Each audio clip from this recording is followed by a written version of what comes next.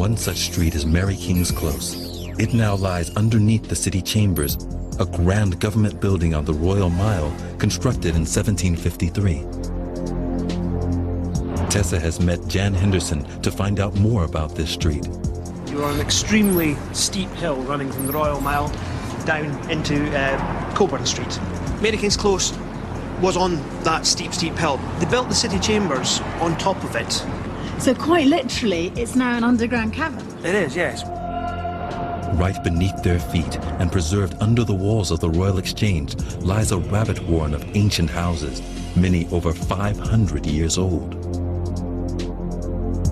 Tessa descends into the remains of these streets to find out how life here inspired the world of Jekyll and Hyde. This is wallpaper from the 17th century. People really did live here. It's very curious in here. It seems we're in an outside street, but yet we're inside, we're covered. How does it work?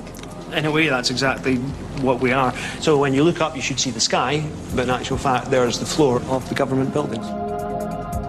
The strength of the volcanic rock on which Edinburgh stands meant that the architects who built the city chambers did not need to create new foundations.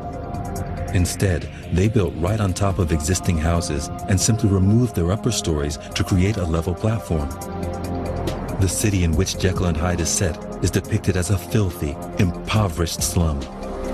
The fog lifted a little and showed him a dingy street, a gin palace, many ragged children huddled in doorways.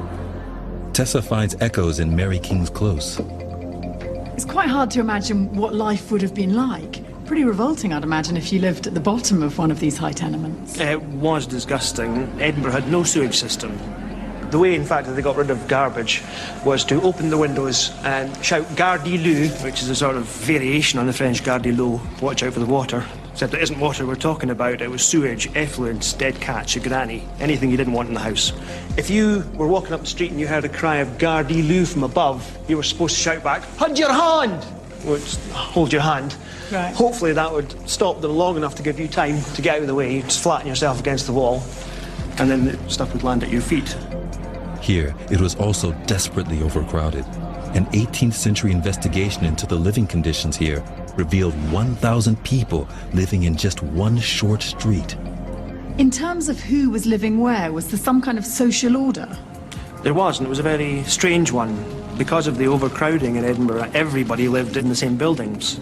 The rich did their best to avoid the poor under all circumstances, which of course was very, very difficult. But you'll see in some cases, you can see it actually up there, they would build a staircase from ground level up to their own windows so that they wouldn't have to go up and down the communal staircase and mingle with the lower classes. We can reveal what Mary King's Close looked like before it was entombed under the city chambers. The buildings were several stories high, with the poorest citizens living on the ground floor, closest to the filthy streets. But the extraordinary thing about Mary King's Close is that the street was not abandoned when the chambers were built on top. The poorest members of society continued to live underneath this great building. And they were still here 100 years later when Stevenson lived in the city. By the time Stevenson was around, it would have been blocked off overhead by the city chambers. Can we be sure he would have actually known about this place? Oh, he would definitely have known about Mary King's Close. It was famous. He would have come to the old town and seen the poverty and the crime here. In fact, he wrote about it once or twice. And it was unlikely that Stevenson would write about anything he hadn't actually visited. Grimy, poverty-stricken, and literally buried, Mary King's Close was the template for the eerie, dangerous city of Jekyll and Hyde.